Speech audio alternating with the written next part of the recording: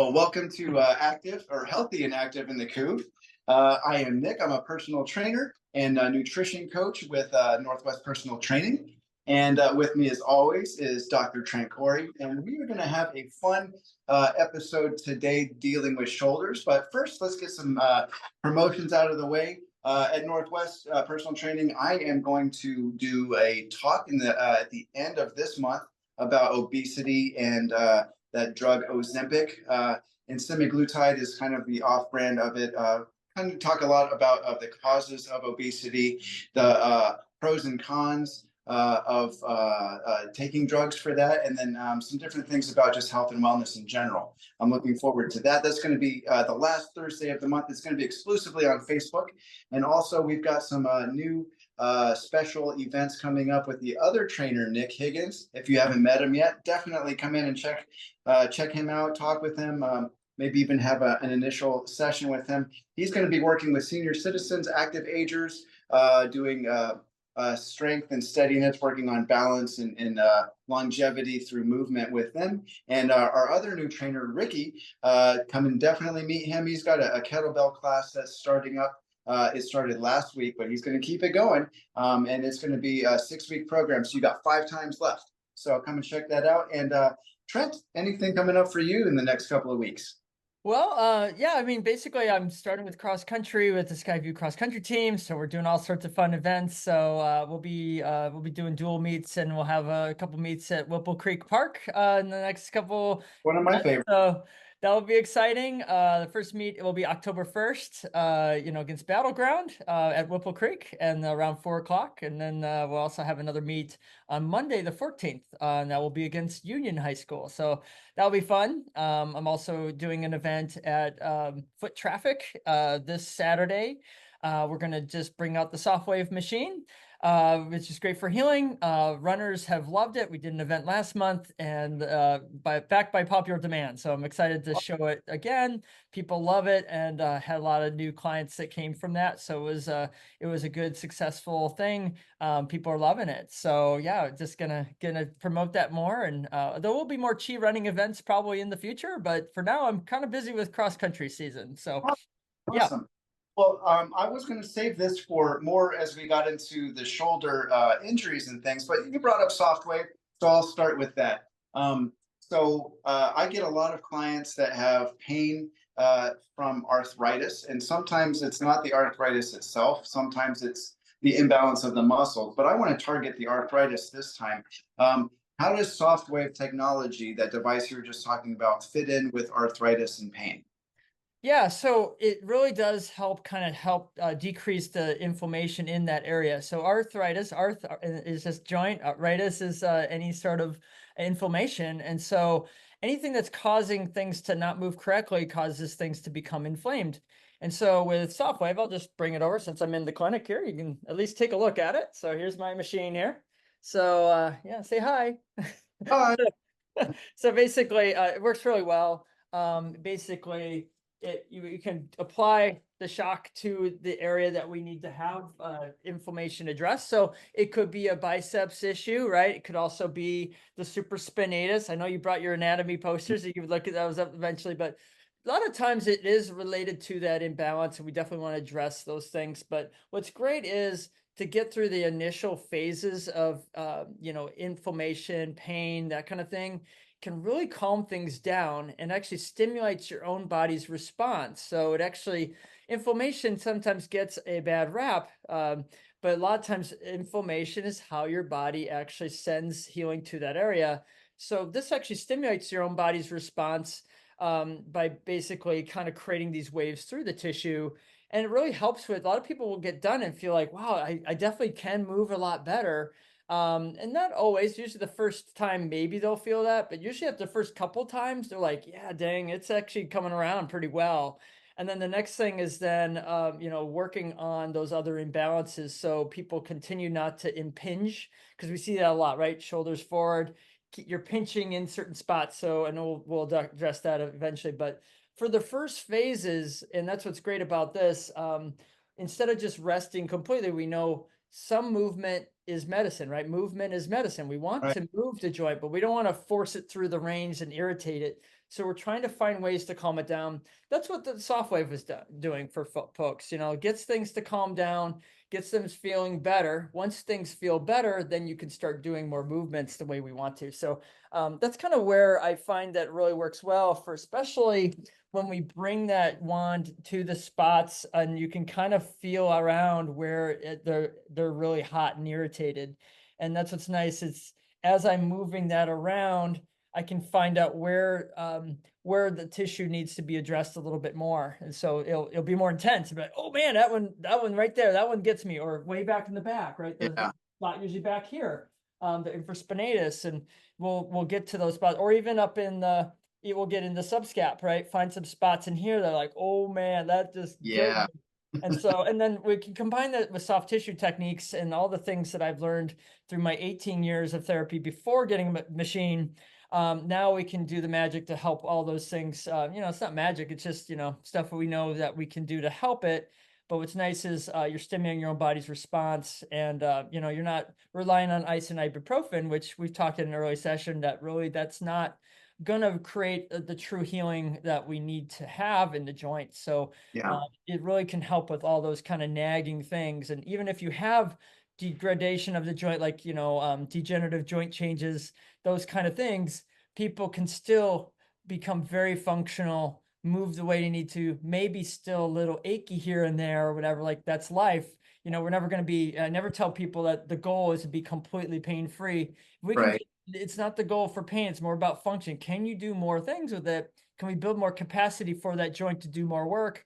Yeah. Definitely if we build to that point, a lot of times people are very pleasantly surprised, and we can all deal with like a 2, and we hope to be 0, right? But like if it's not, that's not the major goal. It's just like, okay, if you have some degenerative changes, those are kind of the gray hairs of Yeah. the body. Yeah. It's Yeah. just normal. These things happen. It's not something to lament and feel like we are have to be passively just accepting our fate that we're going to just have less motion. What's nice is now technology's caught up to the point where we can start getting more healing to tissues and help improve the life and Yeah. longevity of those joints. And then we can get to town with all the things you guys do there, getting Yeah. stronger with the rows, getting some rotation going. All those things are going to be very therapeutic, improving thoracic spine mobility. All those things contribute to how that shoulder girdle works. And Yeah. we want to make sure we address all those things. And if you do that, we got so many more things going in the direction we want to go. Yeah. Just kind of going down a spiral of pain, and it hurts and I don't move. So I Right. don't move more, and then it hurts and then I don't, so we want to create those positive cycles. And that's what's nice about sparking a change with the machine. Yeah. So yeah. And I don't want to dwell on the machine too much because it's amazing, but I've read some things about stimulation of stem cells and maybe even starting to reverse arthritis. Yeah. Um, and we could put some more links to that, but that's exciting. Yeah. But you reminded me of a biohacker I've been studying. I'm blanking on his name because he's literally like a day old in my head. But I was watching one of his interviews, and the quote that stuck out for me was that aging is the aggressive pursuit of comfort. And so, yeah, and I imagine comfort being leisure and non-movement. And so, the more I think about what you were describing as the pain response, not moving it because it hurts. I, in my world of personal training, experience a lot of clients coming in and like, this is hurt. And I go, this is often the conversation. Did you do PT? No. Well, okay, so we got to get it moving. And then I give them, a mini lecture about how PT is beneficial after you do an injury or things like that. But the thing is like maybe for 20 years, maybe even if it's been 2 weeks, they haven't moved it. And so it kind of gets stiff and they don't want to move it in its full rotation range of motion, which is okay. But then for some people have kind of, I wouldn't even diagnose because I can't, the a frozen shoulder. But the more I physically like walk them through like a range of motion test with that, and then the more blood flow you get, the more even like just warm up exercises, all of a sudden it's like a miracle for some people where they're able to move their shoulder in a way that they hadn't even thought of being able to move their body in maybe 20 years. and that feels like magic, but it's simply biology for me, in getting you to move without fear. Because I think a lot of times our mindset is it's painful and I shouldn't move it. And so the nervous system really just is like, I want to hold on to this, or it's a belief, I can't move it past here. And then when you break that belief, it's kind of mind blowing. You go, okay, well, what else can my body do? So I think just even just therapeutics like that opens up a whole new world of changing even just the mentality and the belief structure. You're like, okay, my shoulder is not a bad shoulder anymore. Like Right. it's bad. Right. Yeah. People come up with a preconceived notion of what is capable, what the beliefs are, and they basically conform everything to that belief. And so, yeah. And then with motion, the things that you're showing me, and then this just goes, we'll just start going into the little bit of the anatomy of the shoulder. Is that, most people just think of the ball and socket, right? They just think, arm bone, socket, and then they don't think about the socket being connected, to your scapula, which is super important, right? We need Where I wanted to. Right. We need to set that in the right spot. And then there's something like 17 muscles that attach to the scapula in many different directions. So if you're really tight in your pec muscles, it's going to pull you forward. You're going to be protracted. But then the four joints of the shoulder are basically your glenohumeral joint, which is the ball and socket. You got your AC joint, which is your collarbone. The C is the clavicle that attaches to your acromion, AC. Some people separate those and it pops out, but that's an important joint. Then we have the SC joint, your sternoclavicular joint. So basically, we need to make sure your clavicle moves well. And like if things are locked in, then they do. If you have neck problems and they're not moving here, your first rib might be elevated. That impairs the shoulder and the clavicle and all that thing. And then you also have scapulothoracic. So watching someone move, a lot of times, you want to watch them. Men's with their shirt off, women with a sports bra or something to see the shoulder blade move and see how it's moving as they elevate. It should actually elevate to about 2/3 of the overall activation of this. So, and also, looking at how your thoracic, so the other part is, those four joints, but also all the multiple joints of your T-spine, your thoracic spine. If you're rolled forward in here, look how far I can raise my arm up. Like that's it. Mhm. Like I'm stuck. I cannot move anymore because my shoulder Right. blade's locked against my body. So that's locking me. But instantly I bring myself up nice and tall. All of a Yeah. sudden I got all this range. Yes. That's something what you showed about like, hey, these people are finally moving it better because you Right. start moving them through your joint, you move through the whole shoulder girdle, Right. thoracic spine, and then they get into a better position. The shoulder blades set in a better position. Now the arm is able to move and things aren't pinched down. And that's a huge revelation to a lot of people because they're just stuck in this spot and they can't Yeah. move it, or they learned to not do that anymore, so they stop doing it. So yeah. You think of shoulder movement, at least I did before I was a personal trainer, and I was thinking just specifically my shoulder. And like I was moving my deltoids and things like that, and maybe even I would think a little bit of the shoulder joint, and then after I got educated a little bit, now it's just like I think of my scapula more. I think of my thoracic spine, and I remember those old cues of like have my shoulders down and my shoulder blades pinching together, but I still my T spine was like this. So it's like it was just more aggravating to the nerves. And then if you have like the cue of shoulders down and shoulder blades pinched back while you're doing overhead, then you can get a lot of impingement or lack of range of motion and things like that. So I now I don't think of or I don't coach as just like these shoulder joint elevation things like that. I'm trying to teach full range of motion and feeling the scapula and the collarbone, like you were talking about, in the elevation, depression, protraction, retraction, and then all of the rotational movements that you can do. And that's what I think of shoulders as a full complex. Yeah. Is as we always talk all the time, it's not isolated. It's a system. Yeah. It affects above and below. And so a lot of the times I'm not just trying to stretch the shoulder joint itself, because I wouldn't want to do that. But like you were saying, a lot of injuries come from tight pecs or tight biceps or inflammation of the tendons that attach. There's so many attachments all up in the area. It's super complicated. And sometimes it's hard to figure out what is hurting because it's all right there. Right. So that's when a PT eval, when we assess all these things, is basically seeing where everything is stuck. So if like, let's look at the posture of things and we can control, but also we'll see okay, that we need to work on some mobilizations to depress and to pull back the shoulder blade and actually, because actually the shoulder joint, the actual, let's say the glenohumeral joint, the ball and socket, there might be a bias for that joint to be sitting forward. So let's say, your ball and socket is kind of nice and smoothly in there. It's not really a socket, it's kind of like a disc. It's not like, but a lot of times it may be actually translated a bit forward. And so what happens is it doesn't move well in the socket very well. And so we want to work on bringing that back, because actually the tissue itself, the actual capsule of the joint, is really tight.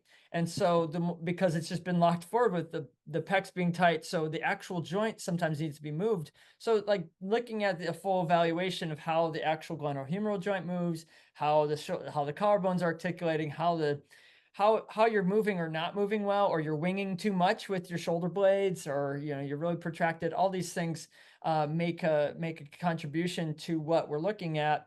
But then also like the whole body structure, like let's say your body's anterior pelvic tilted, right? And you got Hmm. tight hip flexors, and now you're flaring your ribs, and that's going to affect things as well. And then also, I'll look at whole body processes with my screening that I do all the time. So I've had people with neck pain or shoulder pain, and they're doing leg raises in my sessions, and Yeah. then their leg raise continues to improve. So it just depends on where we see those imbalances throughout the whole body.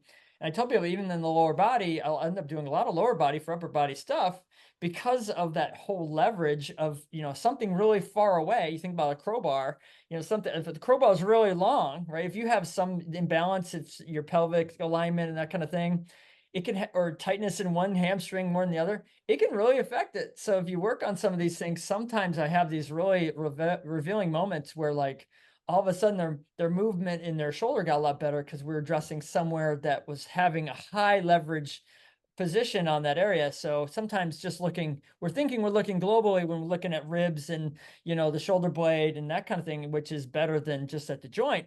But Yeah. now we look even more expansive, and then we get more sense of like, wow, that's kind of bringing it to full picture. And that's really fun and exciting for me. That's kind of one of my favorite things in the body, is we're looking at the whole structure and then still bringing it back to the main issue or restriction that we're trying to improve. But that's kind of fun to see those like seemingly far away aspects of a movement somewhere in your body having a contribution. For example, left leg raise helping a right arm raise, which is Right. a little hard to comprehend at first. It is kind of counterintuitive for most people when they learn it, but then they're really grateful that they learned a new process on how to move better. So it's really cool. Yeah. Yeah, so cool. I love it. Well, I want to talk about we got into some of the common injuries, like with the biceps flaring up, the biceps tendons and things. And just real quick while I'm talking, I've got these little anatomy sheets. It may be a little bit hard to follow along with a lot of the anatomy words that we're talking about, like acromion and but they're fun words. If you want to learn them, I will post them on book. If I can post them on YouTube, I will also. But you'll have the cheat sheet to go along with the words. It's great to know the anatomy. Over time. You just start to be aware of like, okay, so I've got my biceps tendon, long head and short head, and maybe even the serratus anterior, or the all the different things help you to be able to talk with a trainer or a doctor, physical therapist or massage therapist, all these to give a better indication of what's going on in your body. But I kid you not, so many people come in with shoulder injuries because of the way that they sleep. And just going into this kyphotic position and then rolling over, and then just having so much tension in their pecs, but then also just like rolling in a different way with your humerus being in internal rotation. And just that alone, like I tell people, once I turned 40, I started having all of these sleeping injuries. But that's just, I mean, I have got my own ways, like I call them hugger pillows, or even like pillows in between my knees if I roll over to the side. But what are some things that you would suggest, even for sleeping hygiene and habits, to keep your shoulders healthy? Oh, big thing for neck is for the neck, making sure that your neck is in a good position. I tell people that a lot. Obviously, some people put their arm up and they lay on their side, and a lot of things like with sleep, it's like very unconscious, right? You just don't know where you're going to end up. It's okay. Most people, we try to discourage people from laying on their belly if they can, because of how much that puts one neck to the side, but Some people just they just roll around and you're going to find something comfortable to get into. You try to do your best to change those things, but I found it to be kind of a challenge. I have heard of those hugger pillows and those kind of things where you're laying, you just take some pressure off of where that's going. There's also another way you can actually put a pillow between, your ribs and your arm bone, and then you can kind of, what that does is when you're laying on it, you can kind of get a little distraction of the joint. Even if you're sleeping on it, that can be helpful. Or if you're laying on your side and let's say it's your right shoulder and you're laying on your left side, sometimes your arm kind of hangs across. So like you said, kind of a body pillow to keep you in a better position so you're not, cranking your arm or being in a position like that can be helpful. And Yeah. so then again, like I said, sometimes you fall asleep and you are where you are. A lot of times these things can be a problem when you're so knocked out, and Yeah. that brings up a whole other issue with sleep of why someone may not be able to have a good enough signal to get enough sleep to know, like if you're zonked out, if you're taking some medication or something, all of a sudden you're zonked out and you have no signal coming from your body's trying to tell you to wake up to move, and you Yeah. don't because you've took a sleeping pill because you don't have good sleep hygiene. All those things play into why these things kind of happen middle of the night, that the signal would have come through, is my point. Is like a lot of times if you have a greater sensitivity to those things, Mhm. and you work on those habits of good sleep hygiene. I always tell people, wake up in the morning, get your eyes to the sun, don't Yeah. stare straight at the sun, but within the first hour of sunlight you should be outside, preferably barefoot, preferably more skin exposed. it Yeah. it rights your system. And if you get your body more in tune with that, then you'll sleep generally better.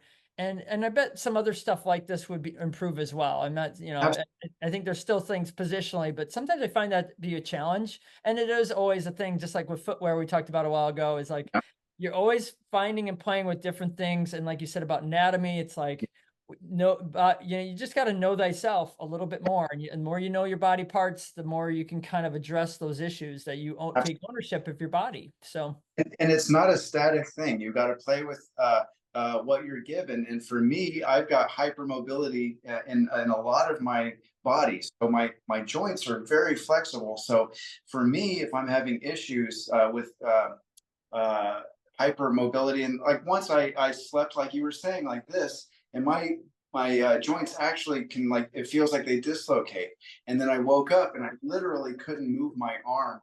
And so I immediately started doing strength training because I had to come and work and do overhead things, and and it was a little bit dislocated and I had impingements. But some people need to have the mobility work that I offer, but they also need to strength train and build. And I'm one of those people that I mobility all day long. I love like the teacup exercises where you're like doing full range of motion for your arms, and a lot of people struggle with those things and kind of counterback. But for me, I need to do a lot of strength training to keep my shoulders intact, yeah, and then make sure my proper form for, like, bench pressing, which I don't do often because oftentimes that aggravates the shoulder. But I can do a lot of overhead presses, and I do a lot of calisthenics works on my hands, and then do like mobility with the pressure of it this way, and that is so good for my body. But it has taken me, I think, 10 years of experimenting with my shoulders to finally find what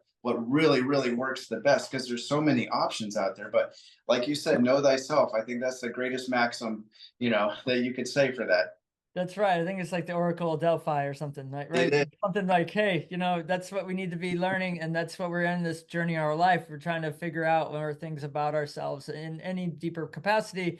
Better, you're learning it in this realm of physical movement, but obviously, like we talked about a little bit emotional stuff, like it all ties together. And so the more you understand more about it, and yeah, with that, proximal stability, right? Trying to get stronger, generally with core stability, activating deep core muscles, pelvic floor, even all those things kind of help this whole body arrangement be better. And so you have this strength to do that. Otherwise, things will not things will move in different ways, and then we just kind of keep popping through a joint if you have a hypermobility someplace, or you over torqued it in some way, or you're just locked up, right? And you're trying to push through that locked up position. That's where something might show up with, like, mid back strain or something in your low back, because you're trying to push through one side, or you're doing some weight lifting through here, and then you can't move anywhere here, so your body has to move somewhere when the weight's being put through your body. And so we see that a lot, and so we just have to make sure we look at how that whole structure is trying to take on load, and how it's able to do that, and where those spots might be that the tension's taking too much, and we want to make sure we take care of all those things so it balances out. So Right on. Perfect. Well, I just looked at the time, and we got to wrap things up. But that was a fun talk. We're gonna have to plan a lot more of these things, and maybe even start getting into some mobility work or strength training exercises and demonstrations while we do this. But I always love talking with you, and we will do this again soon. all right, Nick, thanks. It was great as always. Thanks so All right. much. Have All a good right. one. All right, you too.